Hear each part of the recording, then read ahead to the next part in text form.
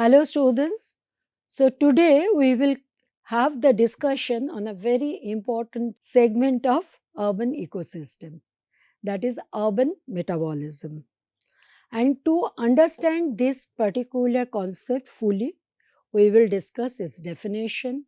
We will also try to understand the linkage or comparison with the urban ecosystem concept. We will go through the historical perspective of urban metabolism concept, cities as open systems, why urban metabolism matters for planning and policy. We'll be discussing metabolism frameworks and methodologies and case studies. So, today let us start with the very basic thing, that is the urban metabolism central of today's topic. Urban metabolism means the flow of resources through the urban system, analyzing cities as consumers and transformers of energy, materials, and waste. Urban ecosystem, we know it focuses on cities as complex ecological systems, including biotic and abiotic components, interactions, and ecological processes. Whereas urban metabolism views the city as an organism, analyzing how these flows are happening. So, flows of energy, materials, water, and waste. It's not only how, it's also quantify, so that we can assess the efficiency of that organism. And it also helps in assessing the sustainability and resource usage. So, urban metabolism is a subset or tool within the ecosystem analysis. So, let us see both the concepts together. Urban ecosystem considers biotic and abiotic interactions, while urban metabolism emphasizes resource flows and consumptions. Urban ecosystem examines the ecological structure, biodiversity, and ecosystem services within urban spaces. Whereas urban metabolism will measure resource use, efficiency, and waste generation. Application wise, urban ecosystem is used in urban planning for green space, ecosystem health, and biodiversity conservation, while urban metabolism informs sustainability, resource management, and infrastructure policy. If we try to look at the evolution of this urban metabolism concept, we can easily understand that metabolism, this concept is borrowed from the biology, science of biology. But how it came to the urban system, in the early urban system analogies, we can find its use first by probably Karl Marx and Friedrich Engels, who used the term metabolism as a metaphor for the material and energy exchange between society and nature. And they were reviewing and also criticizing industrialization's impact on ecological processes. The planner, very famous planner, and Scottish biologist Patrick Geddes empirically described urban energy and material flow, creating one of the first physical budgets for cities. But further, we can see several other dimensions came into this concept of metabolism. Like Burgess in 1925 described the city's growth and change using analogies to biological metabolism, focusing on social organizations and mobility, not on physical resource flows. That means more on people, their social organization, and how they are moving, the flow of people. So, that is completely different from the previous proponents.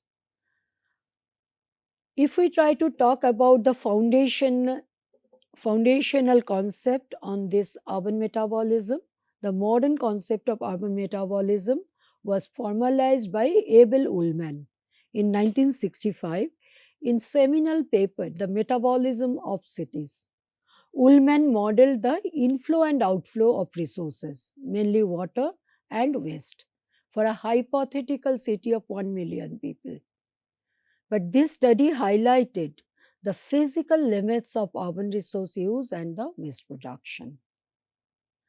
The next important advancement was provided by Herbert Girardet in 1990s. He advanced the field by distinguishing between linear and circular urban metabolisms, linking the concepts to sustainability and industrial ecology. What is the linear one? Resource in and waste out. That's the industrial ecology. And what is the circular one? Recycling, minimal waste towards the sustainability. So, what is the modern definition? Urban metabolism is the sum total of the technical, socio-economic, and ecological processes that occur in cities, resulting in the transformation, consumption, and movement of energy, material, water, and waste, and shaping urban growth, infrastructure, and sustainability.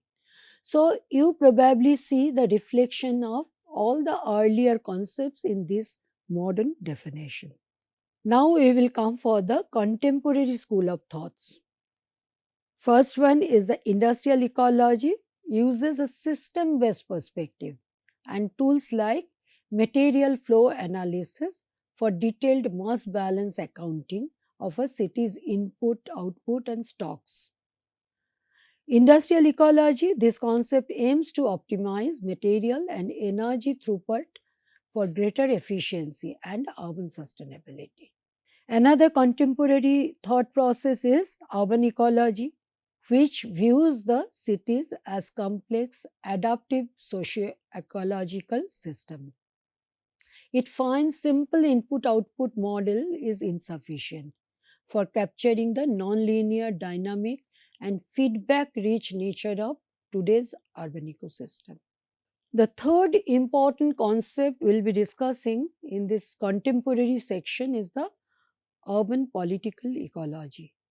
This employs the metabolism metaphor to analyze how urban socio-natural processes are shaped by power relations, social inequality, and economic dimensions. Focuses on flows of energy, water, resources, and food, how materials are produced, distributed, and contested within cities, revealing the role of political and economic structures in shaping urban environments. All of them are actually under the ambit of this urban political ecology. And I think in our everyday experience also, we can see within boundary, beyond our national boundary also, how the decisions are being made to influence the ecology. So, if we try to bring all these concepts which we have discussed right now together and in a sequential fashion, we can again relook at them. We started with Karl Marx, 1883, Socio-Natural Metabolism. Abel Ullman, 1965, The Hypothetical City, Input-Output Model. Founded the quantitative study of urban resource flows, establishing urban metabolism as an engineering discipline. Howard Odum in 1988 talked about embodied energy, emergy, introduced a qualitative energy hierarchy to account for the different work potentials for floors. Harvard Girardet, 1990s onward, talked about the linear versus circular metabolism. Bakini and Brunner in 90s talked about the material flow analysis. They developed the primary accounting tool for modern mainstream studies. Industrial ecology, 1990s to present time, mass balance accounting. It represents the dominant methodological framework for quantifying and optimizing urban throughput. Urban political ecology, just now we discussed 2000 onwards, in this millennia only we are discussing it. Power laden socio-natural flows. This highlights issues of environmental justice, inequality, and the political economy of resource flows. So, this is a very easy way to remember these different concepts and where they contribute. Next topic which we are going to discuss now is the cities as open systems, and we would like to see how urban metabolism are linked into that as a process. So if we try to understand the city's metabolism, this is a very helpful image for that. You see the hinterland. So this is the upstream for the city, and we are getting power, fuel, water and food.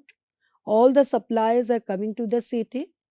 So city's inputs are coming from the hinterland, and then city is having its own processes, and through those processes it is actually producing goods, and it is also, in addition to that, uh, also producing the waste. So waste heat and the aerosols and pollutants, GHG, all these things are modifying the atmosphere. It is also modifying the quality of the flows like water. So water is now degraded. In the downstream, the water will be degraded. They will have the burden of this huge solid waste. But at the same time, manufactured goods will come to these different places. So that is a city system which attracts a lot of industrial activities and other activities, so as the population. So the city is considered an integrated open system of living things interacting with their physical environment. It is open to the import and export of both energy and mass. That means the built up area of a city cannot exist without the support from outside, which I was discussing as the hinterland. Both the downstream and the upstream are important for cities. So, from the outside, the boundaries of the system. So, cities are very much dependent on its hinterlands as well. So, now let us look at the urban metabolism from this particular city's perspective.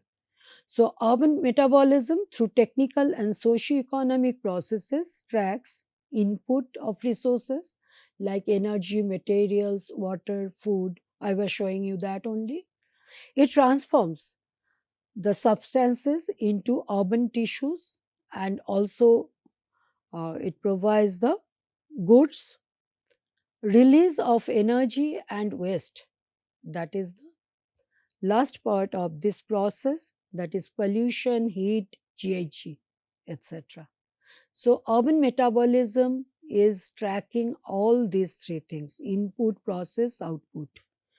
The urban metabolism explains the city's functions, flows, stocks, transformation, and conservation or circularity. In today's time, circularity, circular ecosystem is a very common term.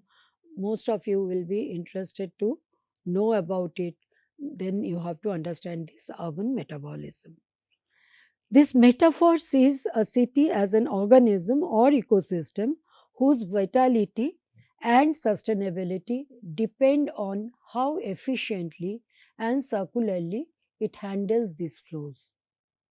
But this biological analogy, like cities are being viewed as a monster or a parasite or a cancer, they are of limited value, because city is not really imbued with a life of its own. It is being managed by systems, and systems managed by people, group of people.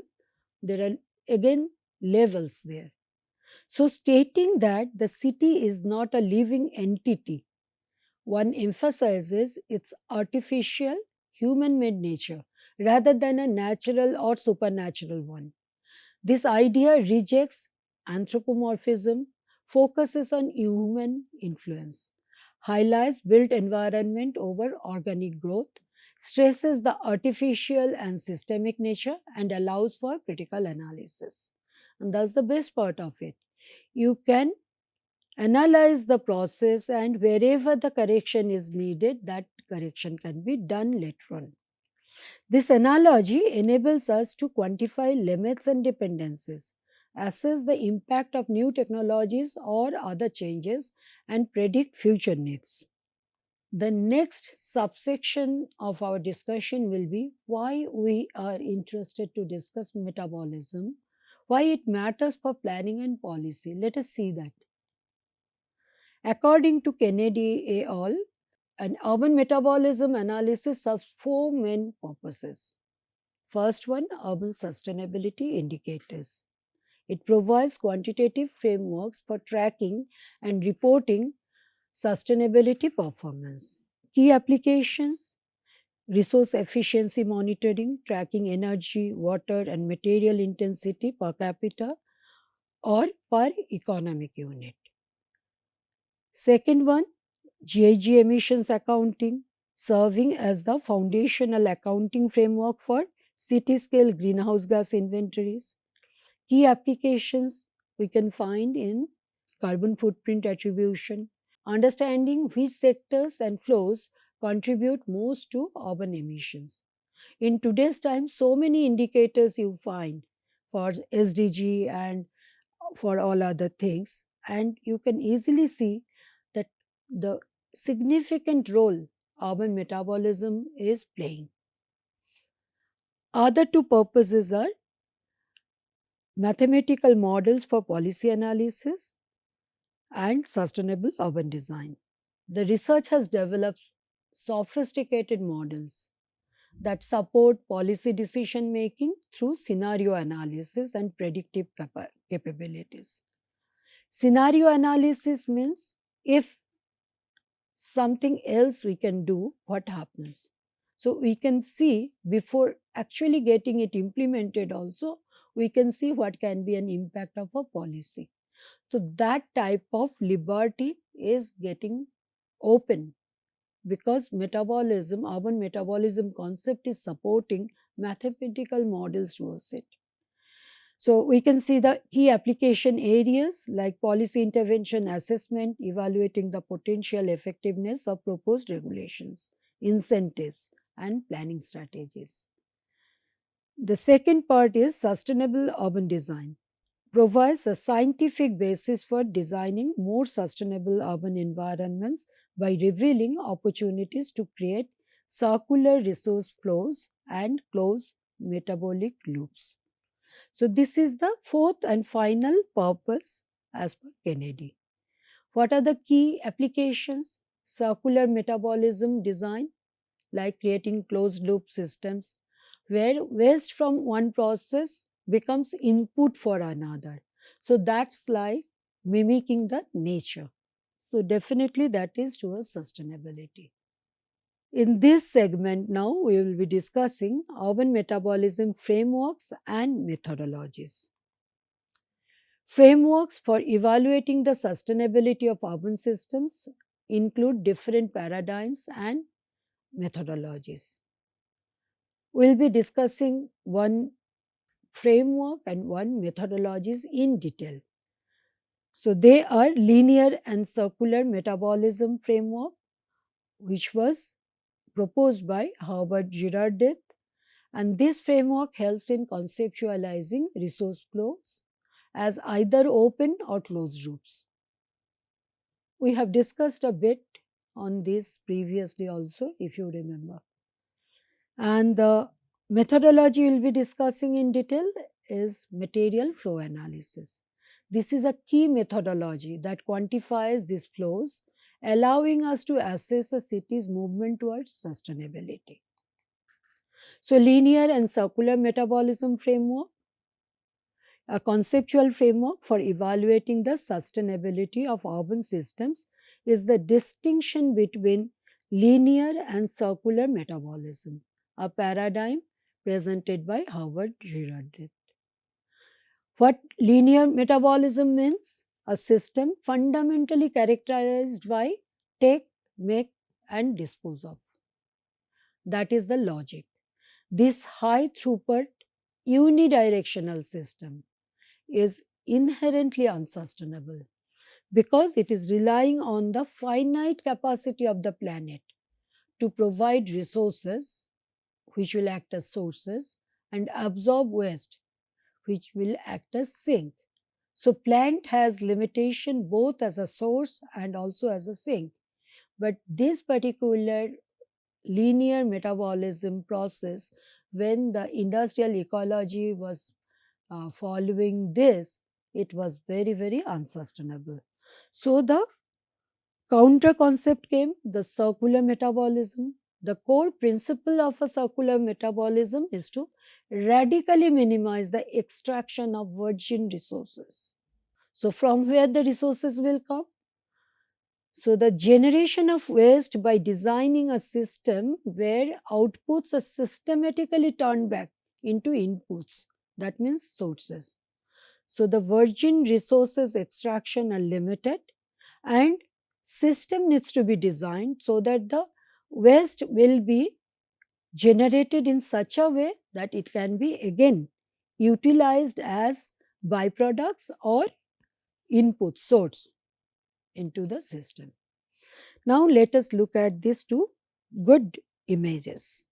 The first one, left hand top image, it is discussing linear metabolism. Cities consume resources and create waste and pollution at higher rate.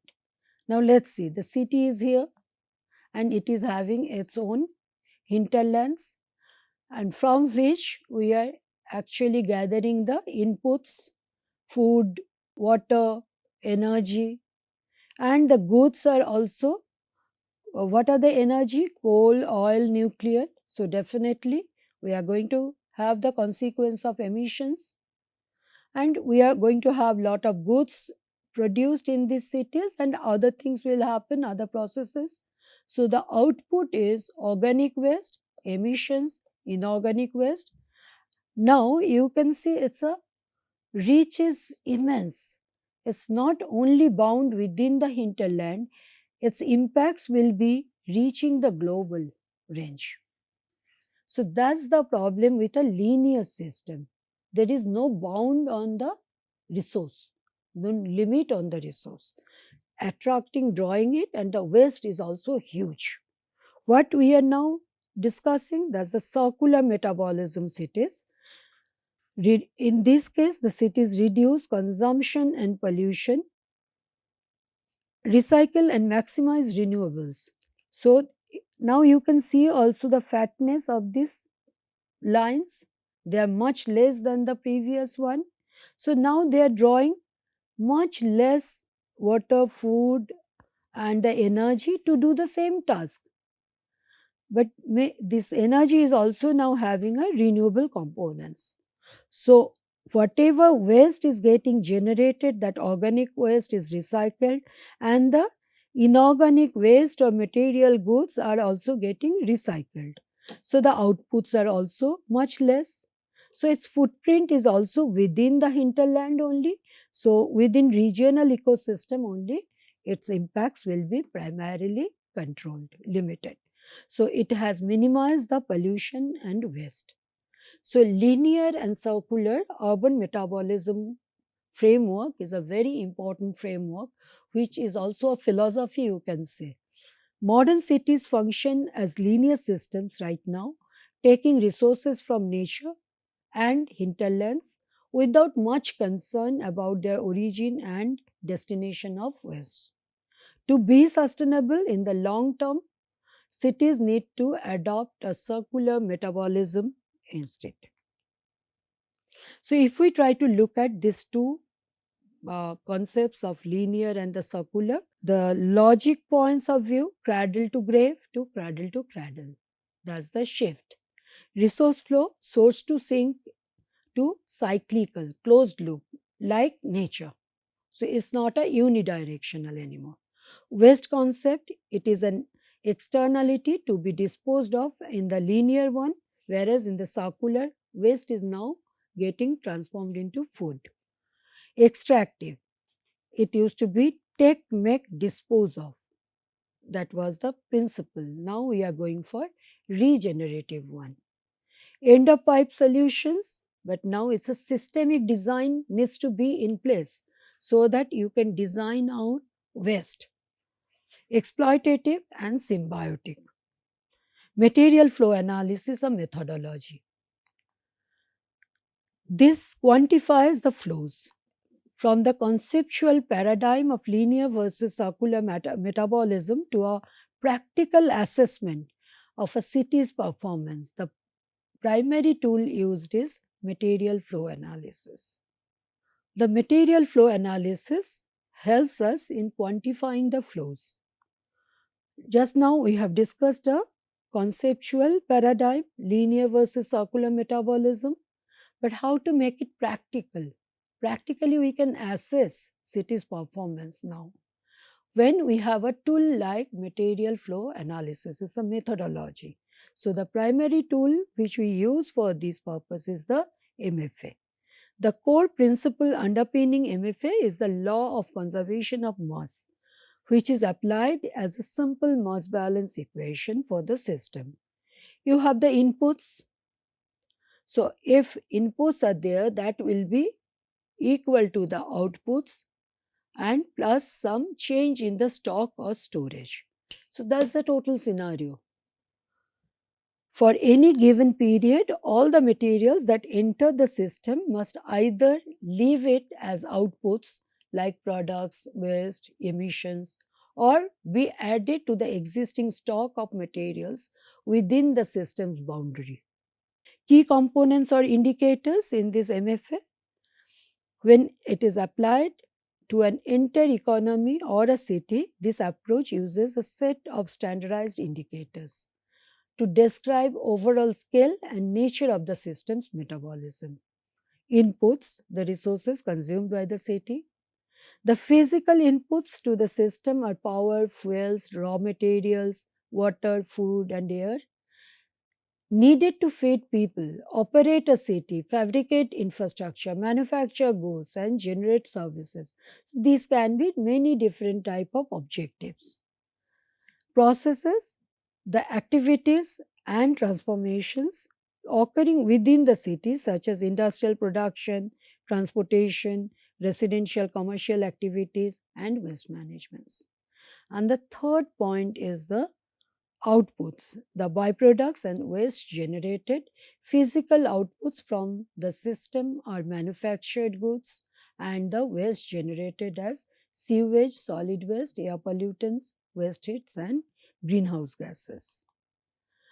How to do this? Data collection collects quantitative data on the flows of materials. Step 2 is the structuring that data, input output tables. Researchers use input output tables to organize this data by sectors, as discussed residential, commercial, industrial, and the process. This clarifies how resources move between urban subsystem and supports detailed accounting of sources and sinks. Step 3, visualizing the data. This really helps the decision makers as well, not only the scientists. Sankey diagrams is a very nice way to present this complex MFA result. It's a very comprehensible one. Visually represent the magnitude and direction of material flows. You can see the direction, this is input, this is the process, and this is the output. So the flow direction is this. And magnitude, thickness of each flow line, that shows its magnitude. So we can easily identify the major pathways and the losses in a system. The particular image here is actually representing the material flow analysis for organic waste in Amsterdam. So it's only one particular sector, organic waste. For that, in the input, who are contributing households, green urban areas, municipal waste, food service, retail sector, food industries, food production. Likewise, we can come to the processes and we can see incineration, vermicomposting, composting, and the green mills and water. And from this, we can also see how we are getting the outputs starting from the ashes, then the fertilizers, then the fuel gases, so CO2 emissions, so many different type of waste we can get, goods and waste we can get out of it. So for the organic waste, this is the mapping which you can do using the material flow analysis. So once done, how to utilize it? Now you can take advantage of other tools as well, and like life cycle assessment.